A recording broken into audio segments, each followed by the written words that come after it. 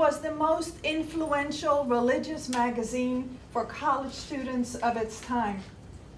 When I worked in college ministry, I discovered that Motive forced everyone to stretch, and it triggered wonderful arguments at the dinner table. One student later said to me, "You helped our minds work in a better way than our studies did." That was Janine Audrey Powers, who was one of the first ordained women in the Methodist Church. She was later the Associate General Secretary of the United Methodist General Commission on Christianity and Interreligious Concerns. You'll also have to meet B.J. Stiles, the last editor of Motive magazine. B.J., what was the purpose of Motive? Founded as a voice for the church and the academy, Motive was endured, reflected, and at its best illuminated a quarter century of chaos, decay, and destruction of institutions and ideas which proved inadequate to the new world we have been given. But we will want to hear from some of the young people who read Motive. My name is Rebecca Owen, and Motive played a major role in my life. The Methodist student movement and the larger student Christian movement soon welcomed me as no sorority could, and Motive magazine engaged me as no class or professor did. Motive gave me unsettling post-war contemporary art, Dietrich Bonhoeffer, who was to transform my Southern fundamentalism, and a social gospel addressing events in America and the world. Rebecca Owen was jailed for her involvement in the civil rights movement and was questioned in jail by men who came to interrogate her on behalf of a state judiciary committee that investigated communist practices. They confronted me with several issues of Motive magazine that were addressed to me and could only have come from my dorm room. My roommate later told me a woman she did not know came to the room to get things she said I requested and went carefully through my papers and belongings. They questioned me at length about Motive, having underlined passages they thought particularly damning.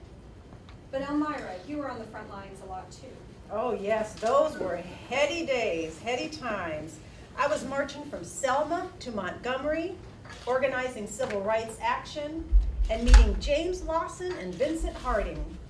I can remember going to the MSM council meeting and being very impressed. I found myself dazzled by the intellectual power and scope of the discussions.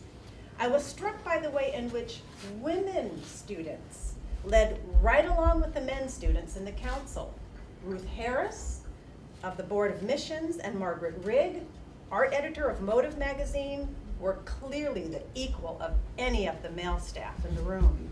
That must have been an exciting time. It was a wonderful time to be on the student Christian movement. So much was happening. The South Africa Committee was getting started, raising awareness and pressuring the churches to withdraw from investments in South Africa. The NACLA was doing the same thing in Latin America. This work was shifting the focus of the student movement from denominational relationships to social action. One of the people we all looked up to was Charlotte Bunch. Thanks, Elmira. I worked with the staff of Motive on a special issue devoted to the woman question. That edition of Motive, published in March 1969, was one of the first women's liberation anthologies. All 60,000 copies sold out in a few months. It created more controversy than any issue of Motive in 30 years. And it contributed to the process of making the magazine independent of the church. It also furthered linkages between some women connected to the church and the women's movement. As Alice Austin wrote from Geneva, "Life has not been the same here since the women's liberation issue of Motive finally reached me in June." But how was the women's issue received? I mean, I read that the women's issue put Motive on the map for women all over the country who began flooding the office with requests for extra copies for classes they were teaching, for conferences, seminars, study groups, for mothers and sisters, and they kept using the excuse because mine keeps missing. Disappearing, yes indeed Yeah. they did. In the controversy over the women's issue, the church began to reduce its support of Motive. And Motive decided it could no longer function under the church. Because Motive could not survive without church money, the staff and editorial board decided to close up shop, using the last remaining resources of the magazine to put out one final gay issue. It was fitting that the final products of Motive were focused on gay and lesbian issues, both because Motive had a tradition of being avant-garde, and because a number of staff members have come out over the years since then. It was also fitting for me that this was the end of my institutional relationship with the Methodist Church, because it was coming out as a lesbian that finally sent me out of the church. That's powerful. And there were other young people who were bold enough to speak up and take risks. Sheila McCurdy, a Southern white woman in college in Montgomery, Alabama, decided to go hear a new preacher in town at Dexter Avenue Baptist Church. You might have heard him. Martin Luther King? When she returned to her dorm, she was greeted by the KKK placing a cross in front of her dorm window, which they later burned. As I got out of my car, the college president appeared. He walked me to the dorm and told me that the state troopers called him as I arrived at Dexter Avenue and asked if they should arrest me or bring me back to campus. He told them that he knew I was there and to leave me alone. He told me to stay in my room and he would see me the next morning. I was not expelled like I expected, but was told that my behavior had not been appropriate for a Southern lady, and therefore I could no longer expect to be protected when on campus. But this did not stop Sheila McCurdy. And she was eventually expelled, but this time for refusing to stand in honor of George Wallace when he spoke at her school. Her pastor, Charles Prestwood, a BU grad by the way, called in the Methodist pressure on the president, who eventually reinstated her. Of course, Charles Prestwood had his own challenges with the church leaders, and he eventually had to leave Alabama. All through that time, the Methodist student movement was sustaining me. I got to know students with the Student Nonviolent Coordinating Committee. I read all the books by James Baldwin and Richard Wright, and Motive magazine became a catalyst for my spiritual growth and political commitment. I know what you mean. I read every issue of Motive. Also admired the format and art. Best of its class, juries would have said. I'd compare those years to something Whitehead said about a time when wise men and women hoped, and circumstances had not yet come along to deny the hopes. Did you hear what did you hear what Newsweek said about Hillary Clinton back in 1994? As a bright, well-educated woman growing up in the turbulent 60s, Hillary Rodham defied that generation's religious stereotype. At Wesley, she continued to attend church, joined the Interdenominational Chapel Society, and it took a year of required Bible study, an experience she says I'm very grateful for. She also read Motive, a now defunct magazine for college-age Methodists. I still have every issue they sent me, Mrs. Clinton says.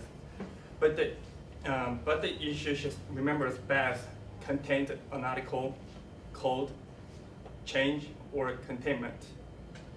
It was the first thing I had ever read that challenges the Vietnam War, Mrs. Clinton recalls. Partly because of that war, she switched from being a Goldwater Republican to a McGovern Democrat. But she remembered a devout Methodist.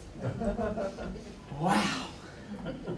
Who would think that one article could have so much influence? In fact, people are still talking about it. Time magazine wrote about Hillary's faith in 2014, and Motive received another shout out. Hillary Clinton once described her faith as the background music of her life. The tune never fades away. It's there all the time. It's not something you have to think about, you believe it. You have a faith center out of which the rest flows. At Wellesley, Clinton regularly read the Methodist Church's Motive magazine, and she credited it with helping her to realize that her political beliefs needed to change. I bet you're wondering what I'm wondering. Whatever happened to motive? Tom Trotter, you were the General Secretary of the General Board of Higher Education and Ministry for many years. What did you think of motive? Well, at one time, it was the best magazine published in America for intellectually sensitive young people. It had a 30-year life before it was shot down by scaredy cats. Tom, is it true that Motive was at one time chained and locked in a safe? My predecessor at the Board of Higher Education, following the instructions of the Council of Bishops, had secured all the copies of the 2 issues on homosexuality. He gathered up all the copies and locked them up with a padlock. When I became General Secretary, I opened the padlock, partly with the help of some of the people who worked on the magazine. And there you have it, folks. Memories of Motive, a not-so-tame publication.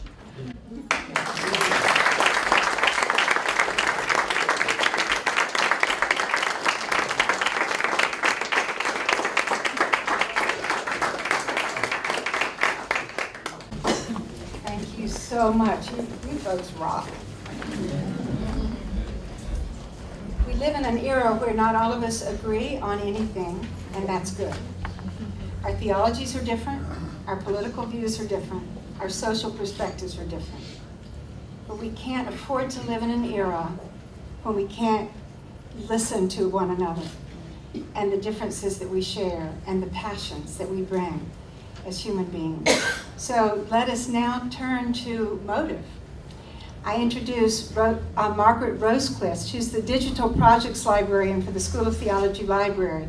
And she is the primary person responsible for the digitization of Motive. She's going to introduce you to the new website.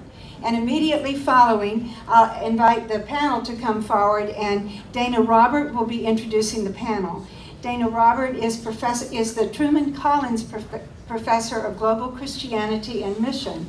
And the Center for Global Christianity and Mission was actually the originator of this project some years ago. And so we have them to thank as well as all of you. Thanks. All right. Hello. So I first noticed Motive actually when I came for my job interview. I've only been here about 1 year and 8 months, but my predecessor had sorted Motive into each individual year and laid it out all across the desk. So you could see covers from this, many decades worth of this publication, and I thought, what is this? So immediately when I got here, Motive was around me in my workspace. And so I would look at the covers and I just was immediately fascinated because I'd be like, wow, this entire issue is about death. And that just seemed fascinating. And the lesbian feminist issue, which is right up there, which is a bright yellow, very obvious cover. And I just thought, it wasn't what I was expecting when I was working here. I was really excited to see this kind of material in our library, and I could see why people were excited about it. I could see why people wanted to make it available. So I built this website pretty much by hand, by myself. So it's not terribly flashy. The part that's flashy is the software we're using to actually look at the magazines themselves. So there's a little note saying that we're still working on it. And there's a little bit more information if you go to the website and you want to take a look at it. So these allow you, all of the information is on the front page, but this will let you skip ahead down to whatever section you're interested in looking at. So for example, if we go to this volume, you can look at one of these issues, and I'm going to have more information on these pages eventually. This is a thing where we have to create the metadata, and that takes a very long time, and I wanted to make sure we had some content on here to show you all. Some of the links aren't up yet, but they will be soon. And so this is the 1959 orientation. You can skip through it using the arrow keys. You can press to flip through the pages. You can zoom in.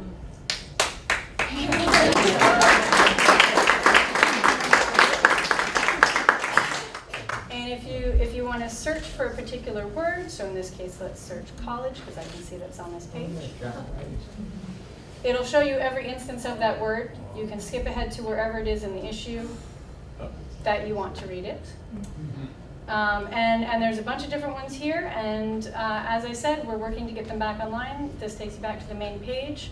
So I wanted to make a very simple framework because this is the showcase. I wanted to showcase the magazine. When you're looking at it, it should be easy to read it, and actually it will work on your phone. It works on a tablet. I've spent a fair amount of time trying to make sure that however people want to access Motive, they will be able to read it. They will be able to enjoy it.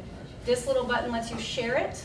If you want to post about something interesting that you find, you can send people directly to the page that you were looking at.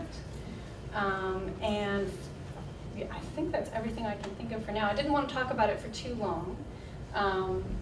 But yeah, so we're working on rolling this out. I'm hopeful to add even more content to the website as time goes on. I'm hopeful that we're going to build a database system that lets you search a little bit more fine-tunedly.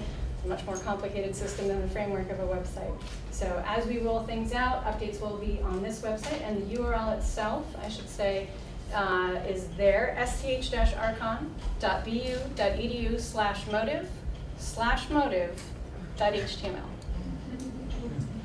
That's it.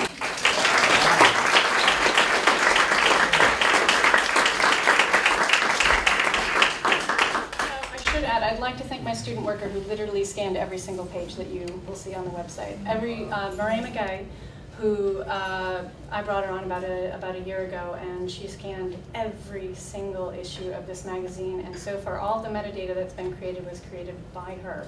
So she's on the About page if you want to learn more about her, because I insisted that she had to be on the website. So, and we've had many, many other contributors, and we'll hear from some of them as well. So, thanks.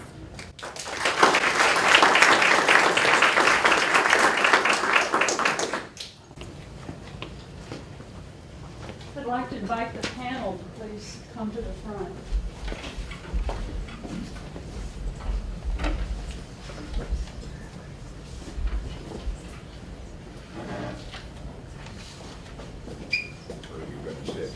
I'll be last. Okay.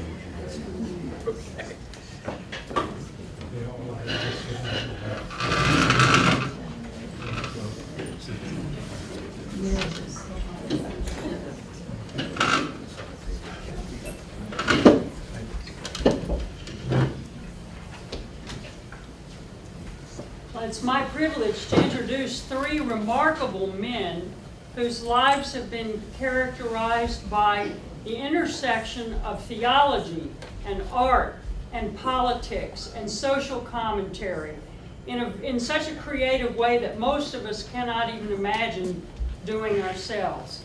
And they represent the different eras of Motive. I would like to introduce the group, and then we'll hear from them in sequence. The first one I'd like to introduce is the Reverend Dr. Tom Driver. And Dr. Driver was professor at Union Theological Seminary in New York from 1956 to 1993, where he was Paul Tillich Professor of Theology and Culture. He's also a veteran of the Second World War. His degrees are from Duke, Union Seminary, and Columbia. And his writing career was extensively intertwined with that of Motive.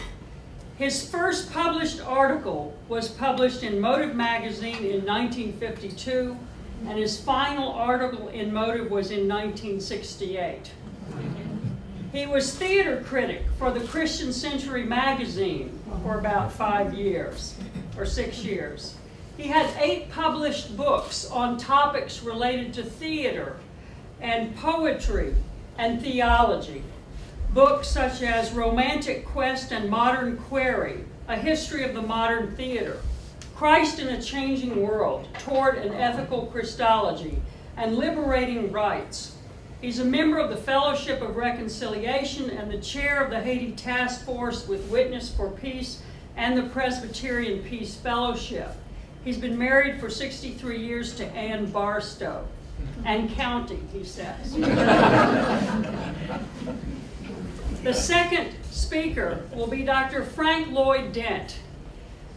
Dr. Dent is a third-generation ordained Texas Methodist minister, and he says, as it says in the program, nurtured by a preacher-poet dad. I wish I'd had a preacher-poet dad. And an actress English teacher mother. His degrees are from Rice University, a BD from Yale Divinity School, and a doctorate from Columbia Teachers College. And Fred is a journalist and a producer, and he says in his bio that he moved extensively. He and his family moved as he pursued this combination of ministry and journalism and related things. He was involved in the Harvard Project Zero Arts and Education, and he is producer, promoter for rural and urban Methodist and Presbyterian churches.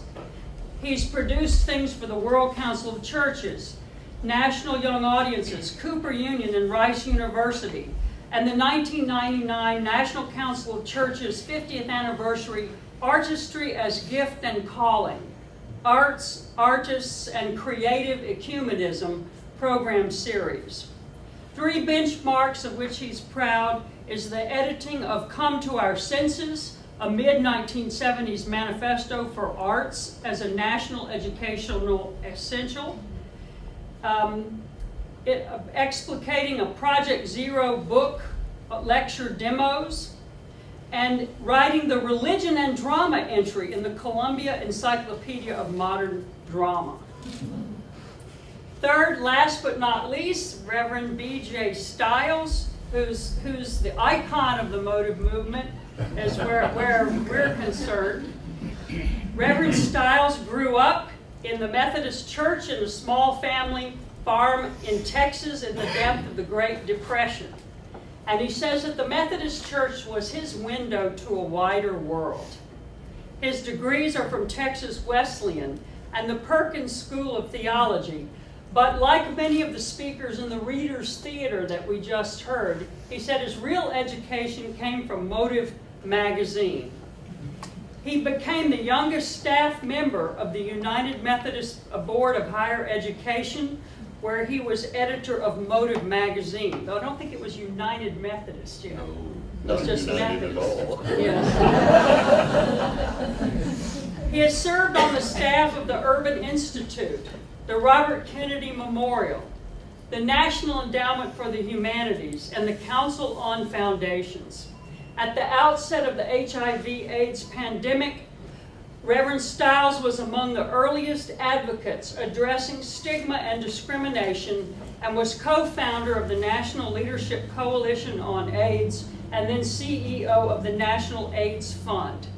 He's a father, grandfather, and is here today with his husband Steve and daughter Kathy and numerous friends. He's also our visiting researcher here in the School of Theology, assigned to the Motive Project, for which he's provided many kinds of support, including donating and organizing his papers and convincing others to do the same. So we have 3 outstanding individuals today, and I'd like to invite Dr. Driver to begin with his reflections.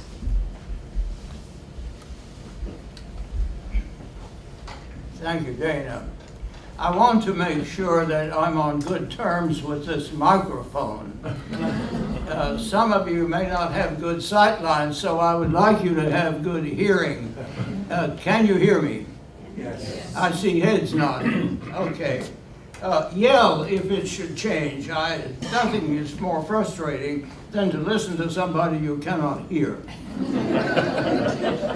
Even if what they say is not worth hearing.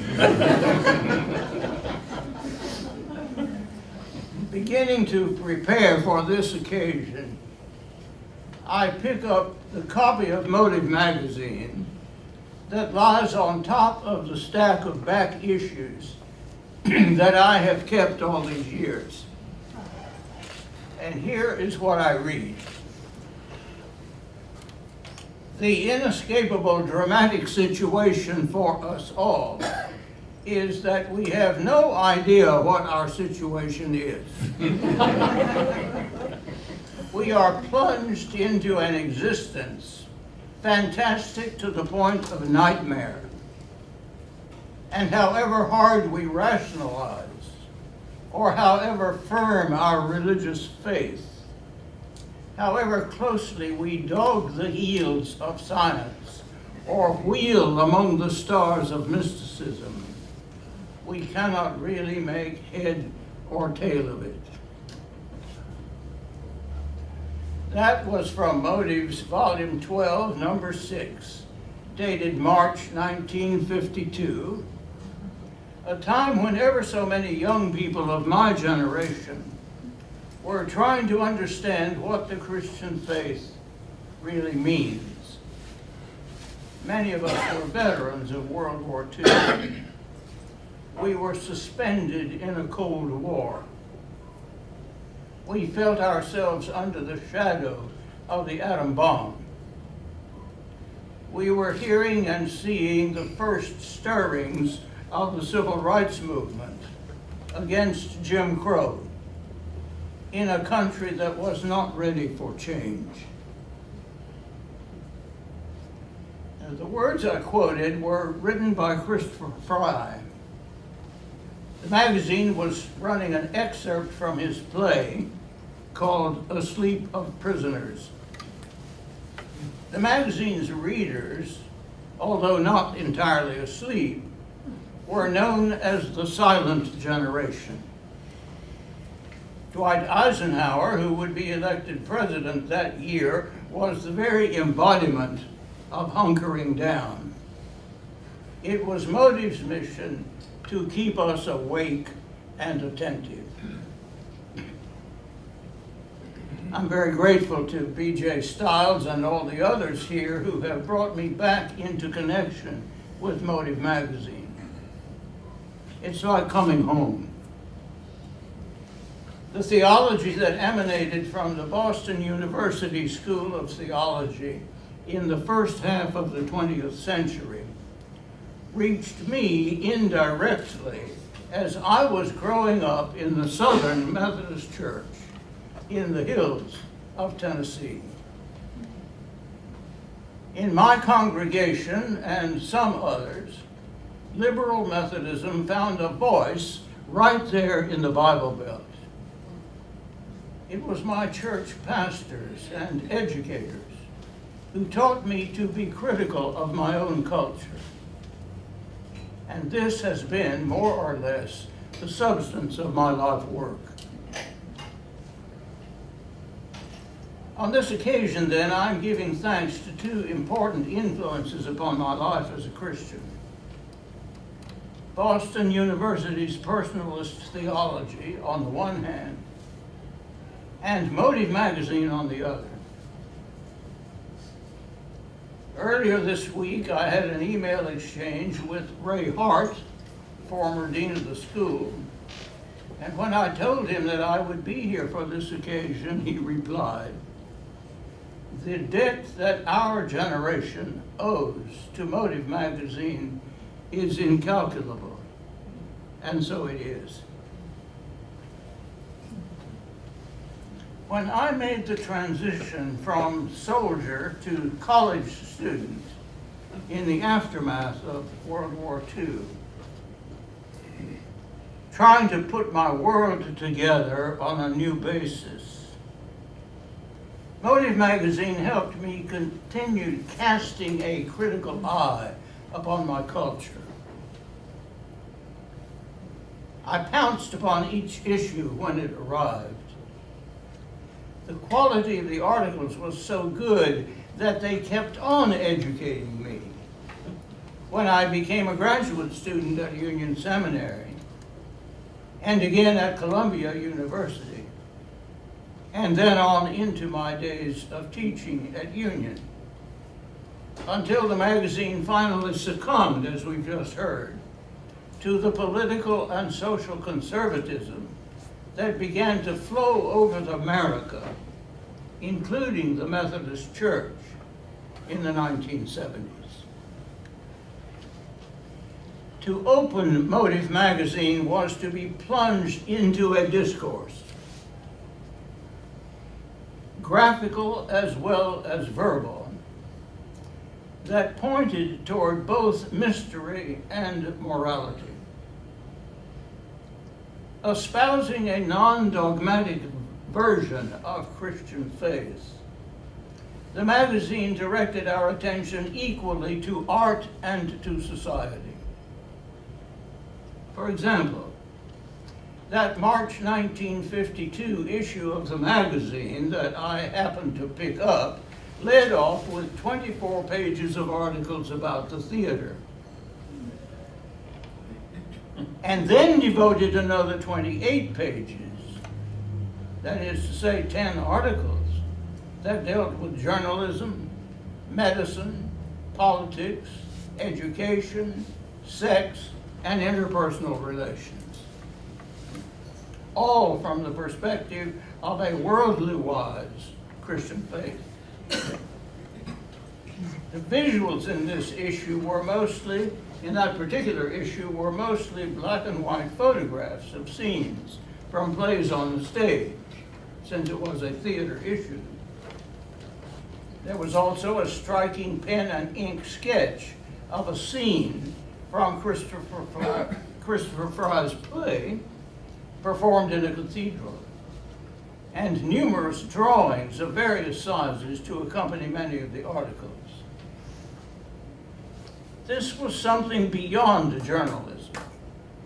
This was creativity with a moral conscience.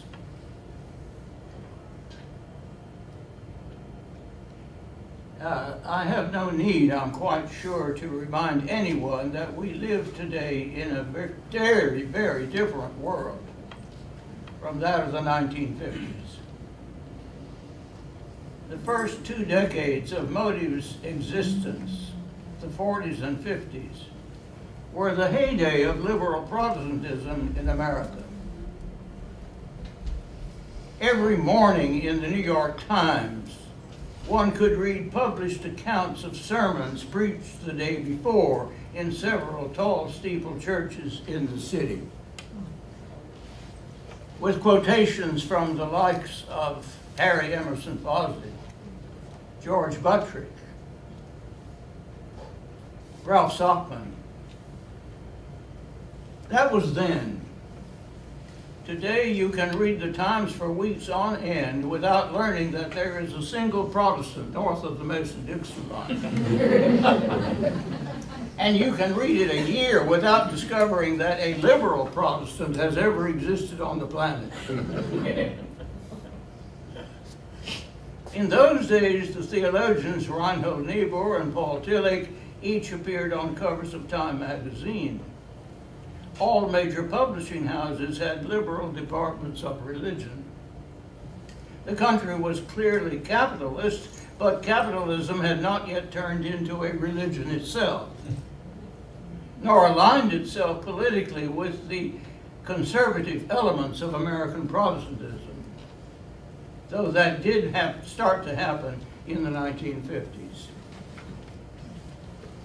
The guiding spirit of the magazine at its inception was its first editor, Harold Ehrensberger. I admired him immensely, and I still do, these long years after his demise. I came to know him slightly through the offices of Ruth Winfield Love, a personality who had a strong influence upon me. Ruth, as some of you may know, together with her husband, Joe Brown Love, was a leading voice in the student ministries of the Methodist Church. At the time I met the Loves, they were leading the Wesley Foundation at Vanderbilt University. I met Ruth at one of the many rousing national conferences of the Methodist student movement, where she and I soon discovered our mutual love of theater. I spent my summer between college and seminary, 1950, acting in plays Ruth directed at the Wesley Foundation in Nashville. I think she introduced me to Harold Ehrensberger at that time, although it may have happened at a student conference. And the following summer, 1951, taking along my girlfriend, later my wife, Ann Barstow, I was a member of a tour group that Ruth loved to visit museums and churches and theaters in Europe. Harold Ernsberger joined us for part of that tour in London. I still remember his talking with us in Westminster Abbey, where he drew out at length insightful comments about the difference between medieval and modern Christianity, and explained to us his love of both. It was Ernsberger who guided Motive into its unique character, unique in American religious publications, and maybe unique, period. That character of publishing issues as noteworthy for their display of the arts as for their attention to Christian responsibility and insight in the social sphere. In the magazine, these two threads of social responsibility and artistic insight were woven into a single cord, to which many of us clung as we tried to find out how to live lives of both wonder and work. The artistic side of the magazine was developed first, I think, by Gregor Goethals and Harold Ernsberger, and later by Peg Rigg, who came to Motive in 1954. And by that time, Ernsberger had been succeeded as editor by Roger Ortmeyer. But it was Harold with Gregor who set the tone and the direction. By 1952, I was writing for Motive, articles about the theater. I was still a seminary student, and I think these were my first published articles anywhere. They continued until 1956. Oh, that is the theater pieces, and then there was later ones, as you've heard also. But in '56, I became the theater critic for the Christian Century magazine, and at the same time began to teach at Union Seminary. So I always think of Motive as the runway, shall we say, through which my interests in theater and theology both began to, if not fly, at least go fast. The conservative voice that began in American life in the 1970s under Richard Nixon was, as you know, consolidated under Ronald Reagan in the 80s. It has put American liberal Christianity, of which Motive magazine was an important part, under a dark eclipse. Now, in 2015, it is not clear whether that wave of conservatism has crested. Next year's election will tell us much. The political center has moved to the right, and only a strong grassroots liberal wave can turn it back in the direction of the priceless treasure that found expression in Motive. We have to be very grateful to Boston University School of Theology and to Motive's final editor, B.J. Stiles, for keeping the magazine's memory alive. Thank you.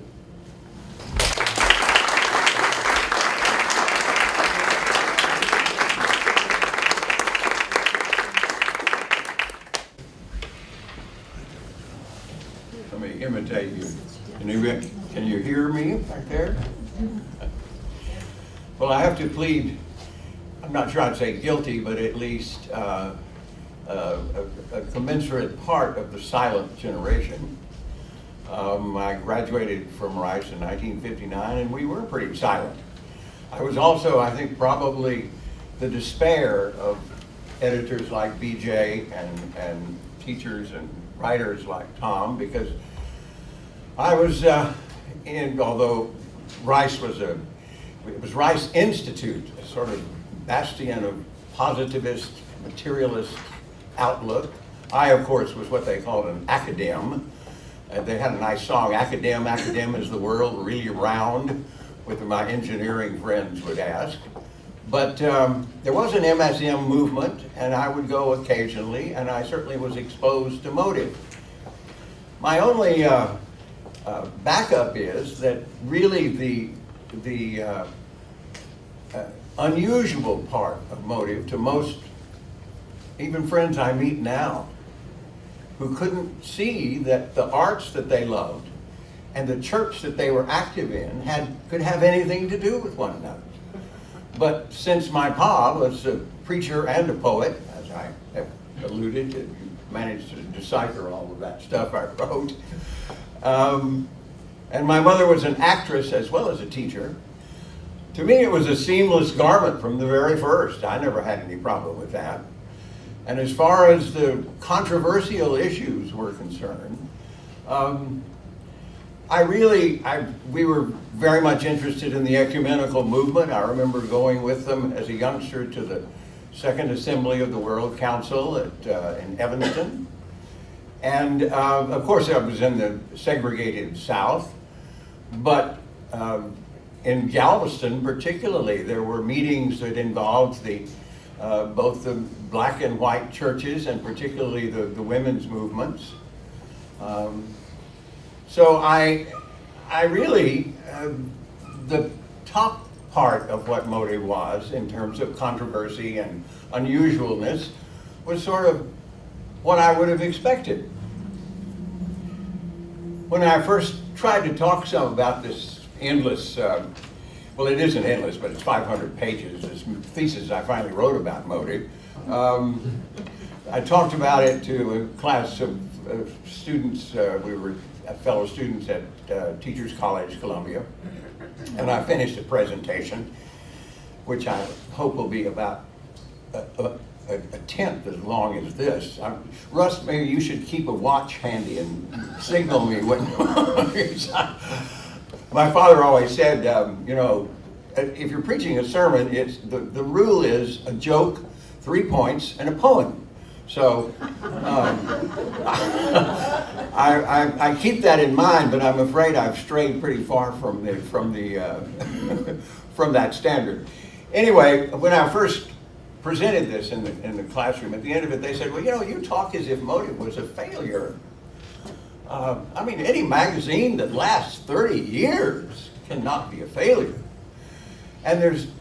And also here there are certain references. Tom, you corrected that at the end, but the references to its demise or death, or, you know, should we call this a resurrection? I would claim, I think motive has been on sabbatical.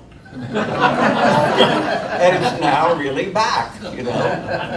I can't believe Ruth Love, she was the first person I met who had known my father in seminary in East Texas, and she said, we always thought that Frank Dent was going to be a bishop. That was what my mother thought too, but it didn't work out that way.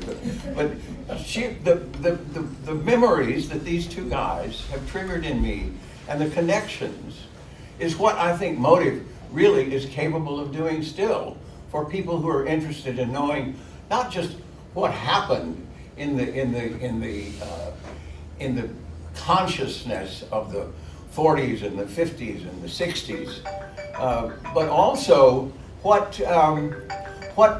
was the underlying concerns and some of the people who were shakers and movers of that period. And I think they can meet that through motive. It occurs to me you were using words. You know, as I was reading motive, there were certain threenesses. I hesitate to call them trinities, but there were certain threenesses of thought that kept recurring. If you track those words, it would have been a lot easier to have it be able to do it like this than when I was surrounded with a litter of these magazines. Anyway, I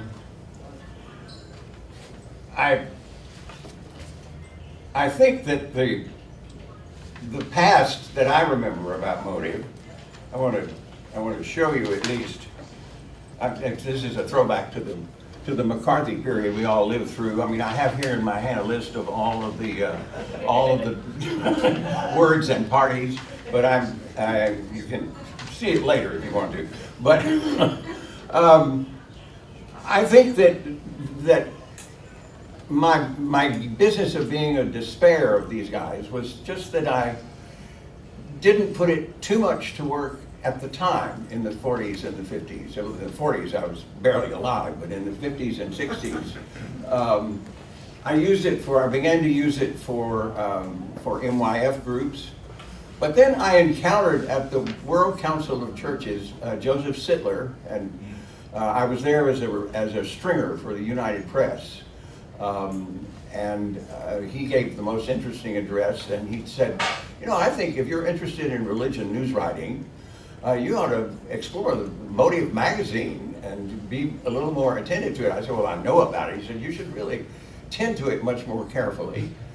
And then later, at Harvard Project Zero, which has been mentioned, which was a study of arts and education, it had that paradoxical name because the head of it thought that what we understood about arts in relation to education was at a 0 point.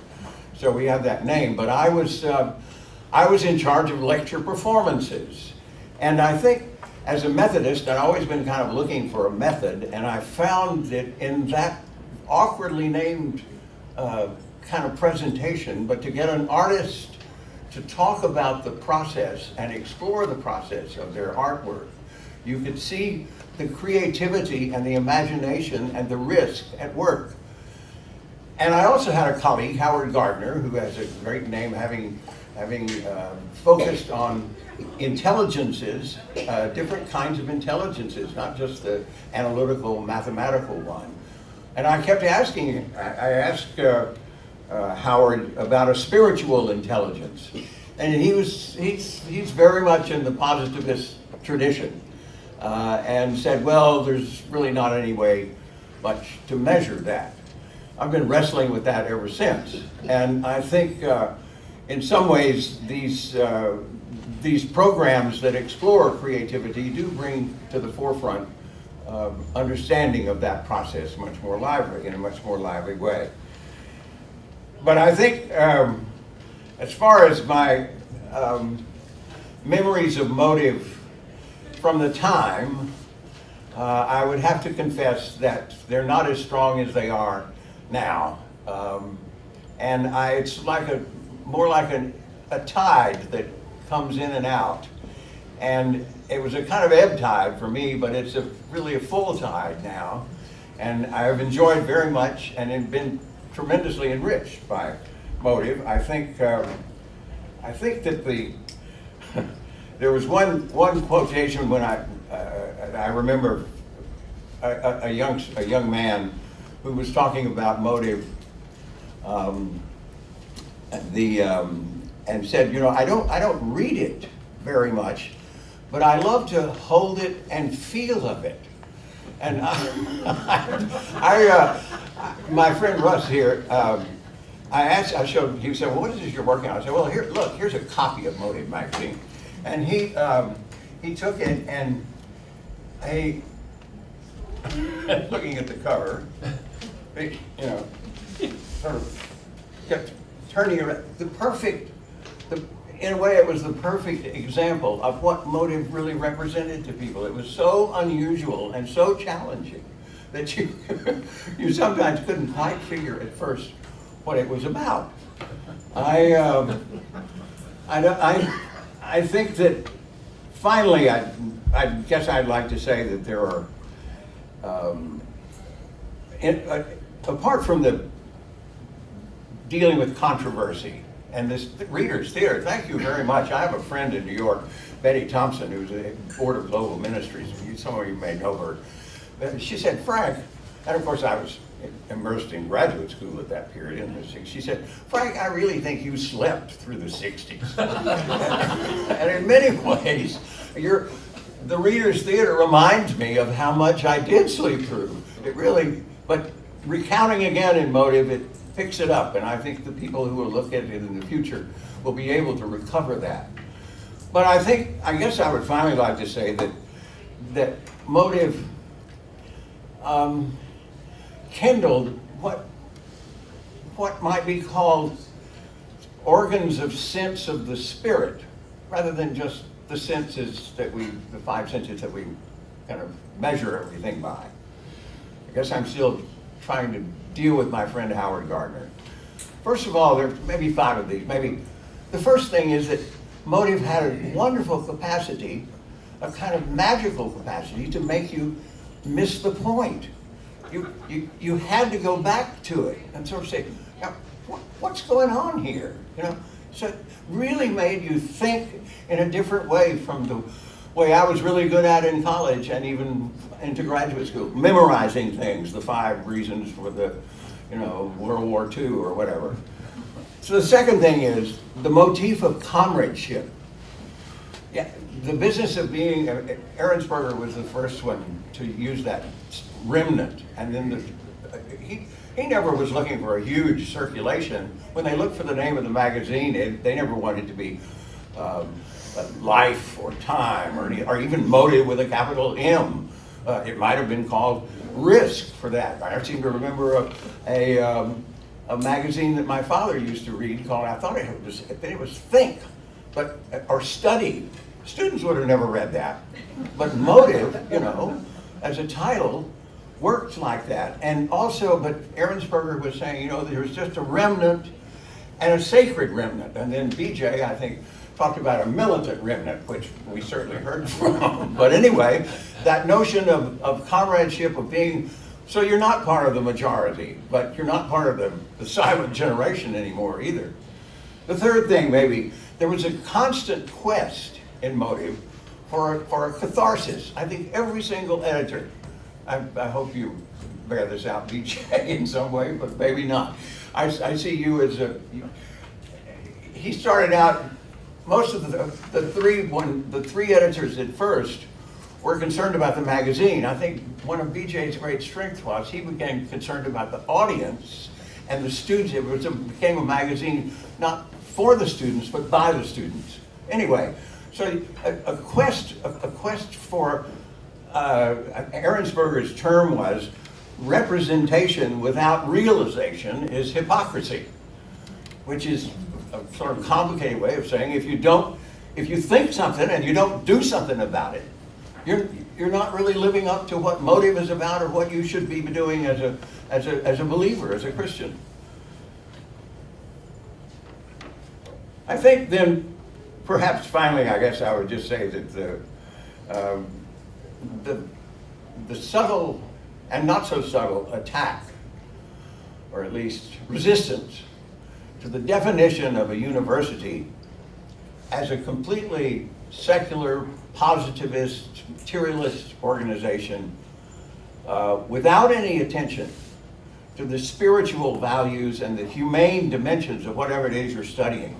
The reduction of everything to what you can count and number is a very dangerous, if not lethal, kind of tendency. And Motive was that was one of the undercurrents of protest.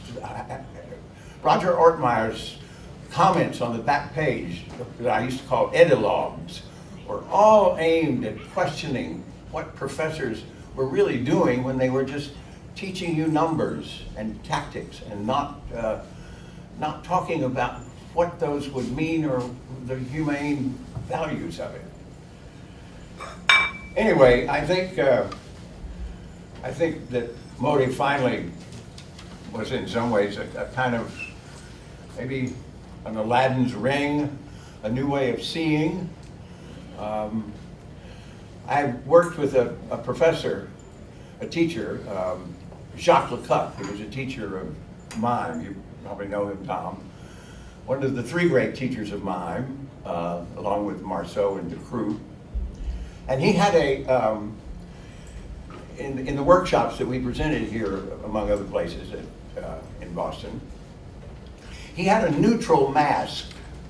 I wish I had one.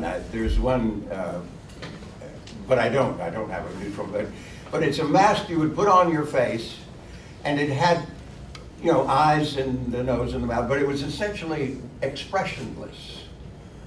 And therefore, if you put that on, the only kind of expression that you had was to what you could do with your hands and what you could do with your body. And with that mask on, you could become hostile, you could become longing, you could become loving, you could become tender, but it had to all come from the movements that you made. In a way, it seems to me that motive was this kind of exposure to a sort of neutral mask that was to the church in the same way that the neutral mask was to drama. That it really, if you took it seriously, you had to do something about it. So, time's up. Thank you very much. Dana, you are tough. She's right. It is very difficult for me to share in this occasion and enjoy the analysis, the memories, and the testimonies of Tom and Frank. So first and foremost, I have to simply say, Mary Elizabeth, Dana, you and your colleagues have done something that I never expected would ever happen about or to or for motive. In that sense, you and your colleagues here have become part of the motive family because you are risk takers. And Tom, if in fact, Tom and Frank, if in fact motive didn't die, it has just been on a quiet, long sabbatical, you are in the vanguard of those to whom we're indebted. But you've done far more than simply preserve a unique artifact. You've honored and revived the conviction that students matter. You've restored and now make readily available the pages and mission of motive over its lifetime. In doing so, you have, as Tom said, you have reconnected a wide and diverse community of motive readers, authors, artists, and adversaries. And you honor a living fragment of the magazine's staff, its contributors, and our ardent admirers who just won't throw those damn magazines away. You bring us together to remember, to refresh, and perhaps to restore, and to celebrate. And on behalf of me and the multitude of my colleagues, we thank you deeply. What brought us here? Well, I know the answer. One of your students brought us here. And when you created in 2006 that course called Women and Mission, I think you knew what you were up to. A great respect for women of all times, and more recently, particularly Protestant women who have helped fight the Civil Rights War, who have fought the family on behalf of women and children, and many of whom, like Jean Audrey Powers, are now ordained. A situation which I think in the 50s and 60s, very few of us ever imagined would happen in our lifetimes. And yet it's happening. The energy and the vitality and the uniqueness of what you have brought to our community is simply indescribable. That course, Women and Mission, in 2006, attracted a number of students, but it attracted a very, very unique student. Her name is Ada Foser. Ada entered seminary, as the terminology used to be, as an adult learner. She wasn't freshly out of college. She came here as a wife and a mother and a significantly respected journalist in Greater Boston who covered business and economics.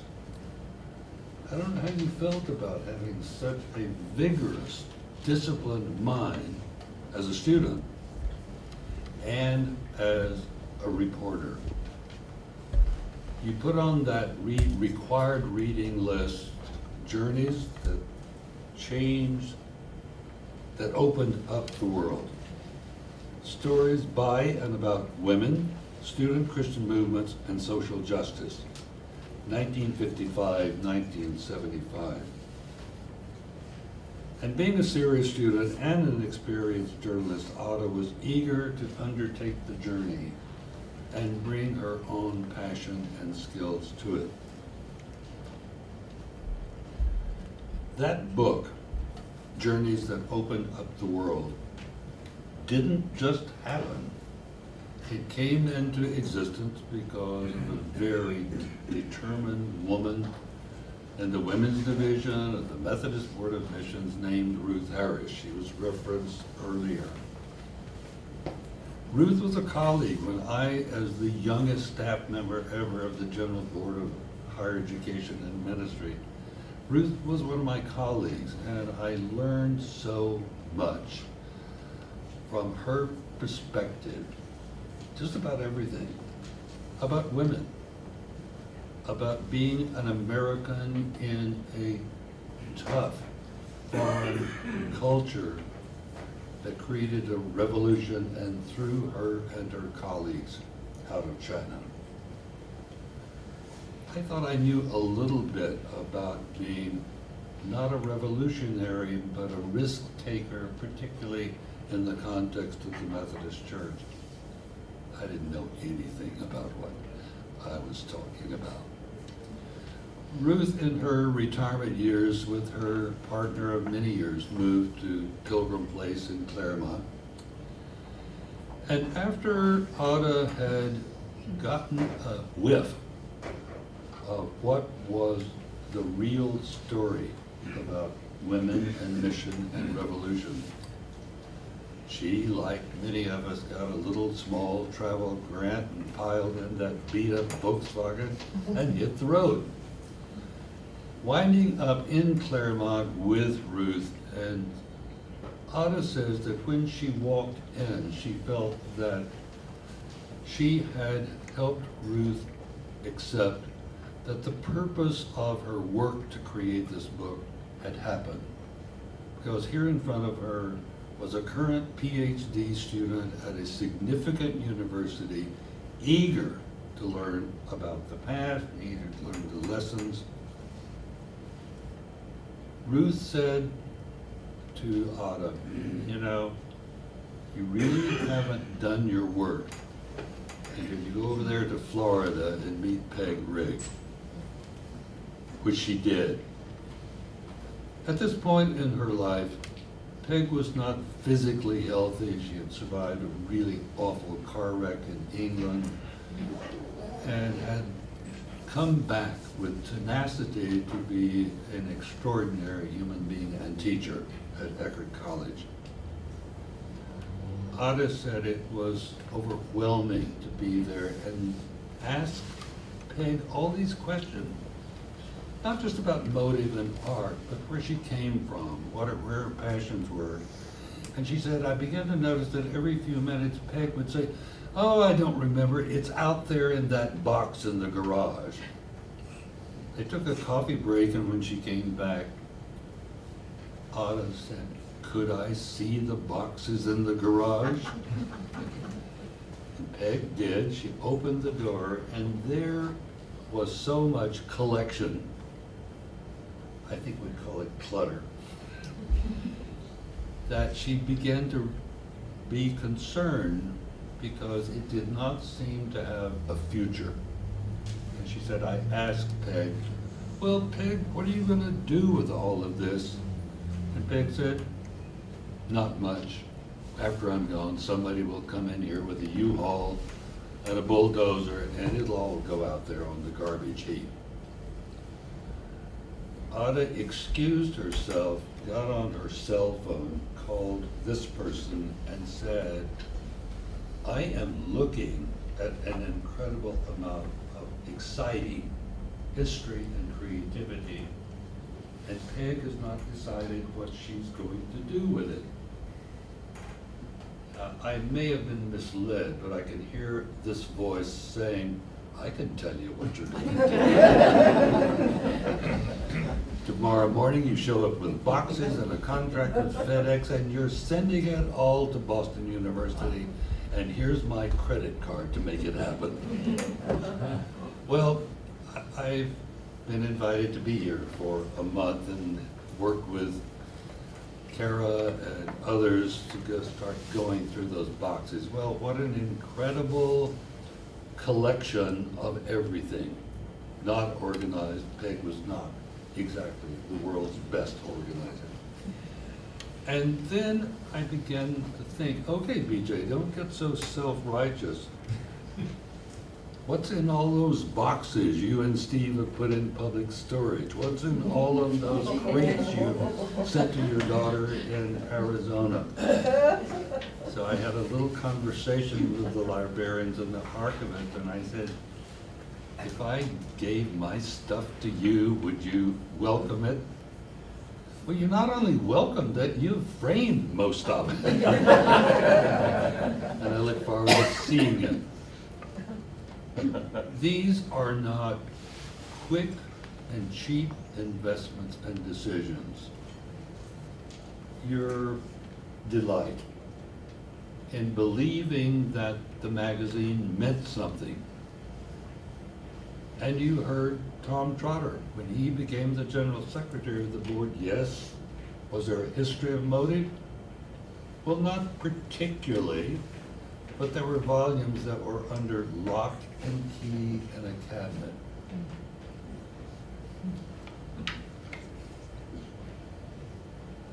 This has brought back the many moments in which I, on behalf of my colleagues and contributors, pretty often had to sit in the chair of the accused.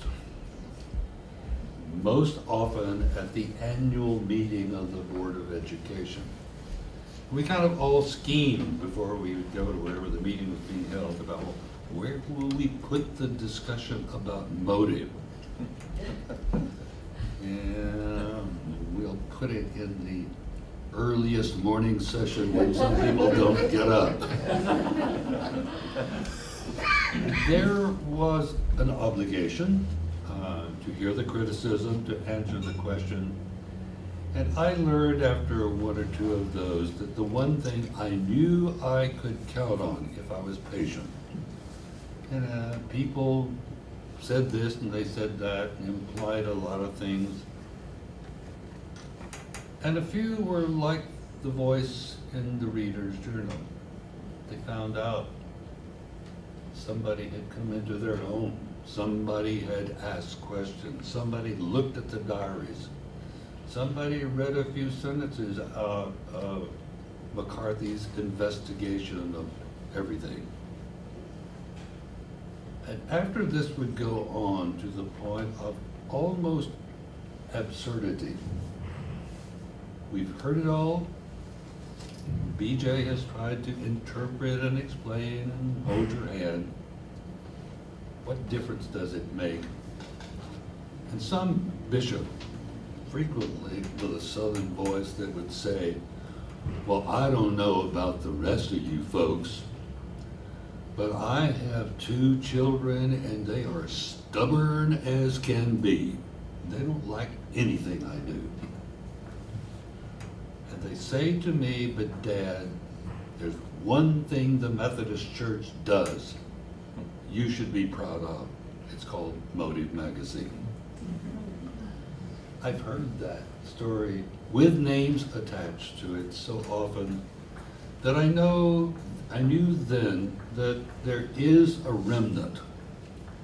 And it's a remnant that is endeavoring to be an interpreter, an advocate, a risk-taker, and a yes-sayer, not a no-sayer. I had my brief sabbatical. I had the incredible experience of working in Bobby Kennedy's campaign in '68. I was present when it all happened.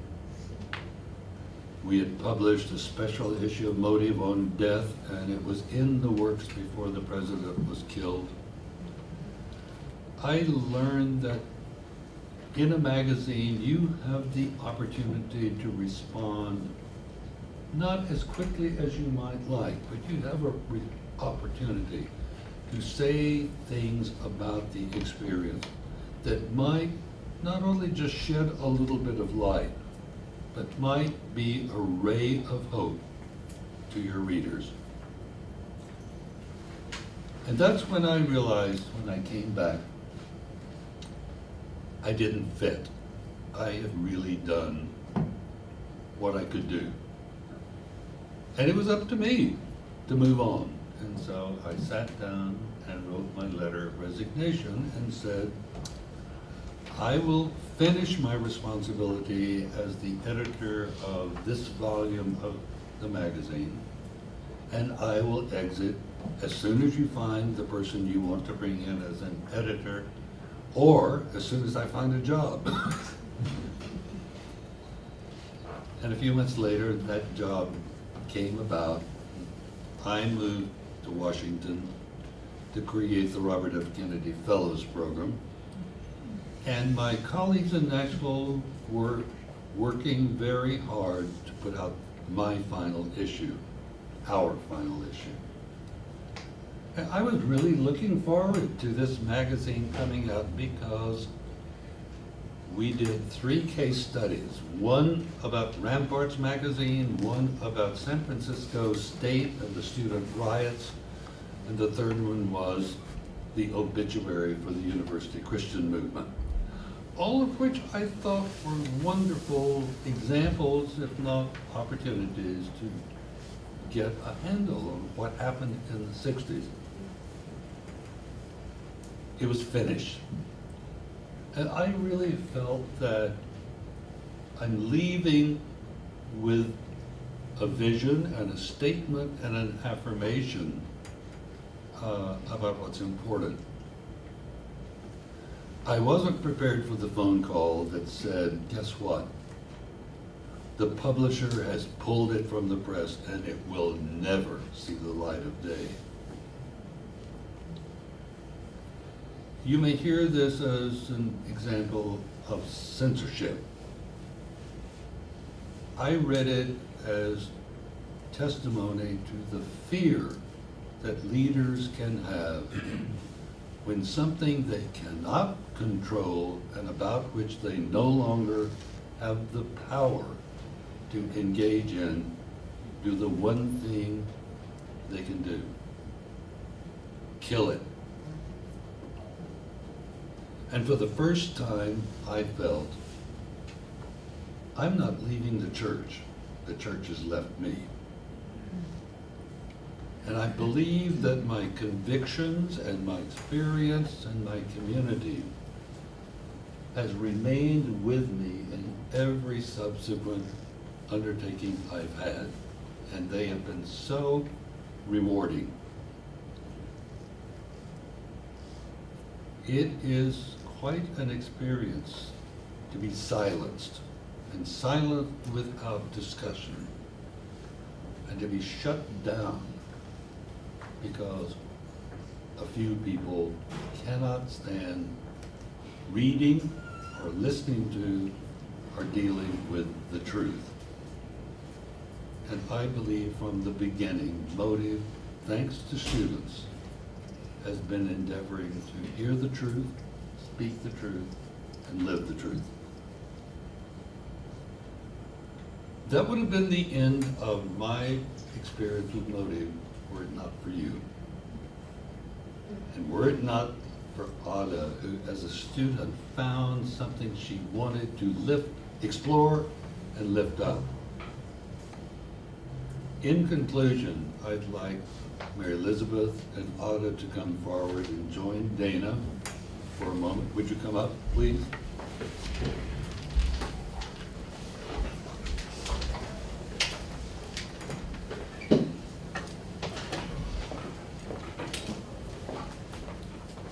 Before I make this little short presentation, I'd like to give a big round of applause.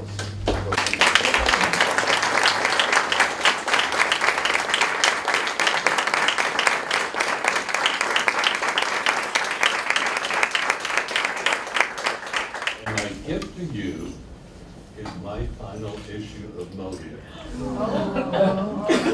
In here was a page proof of the magazine that was on the press. It doesn't have the artwork. I don't know what happened to the artwork. But I treasure this opportunity to get this from out from under my bed. Depriving my husband and my 2 adult daughters of the necessities. Oh my gosh, what it is. And to be able to give it to you because you can now add to the digitization the real last issue of Motive.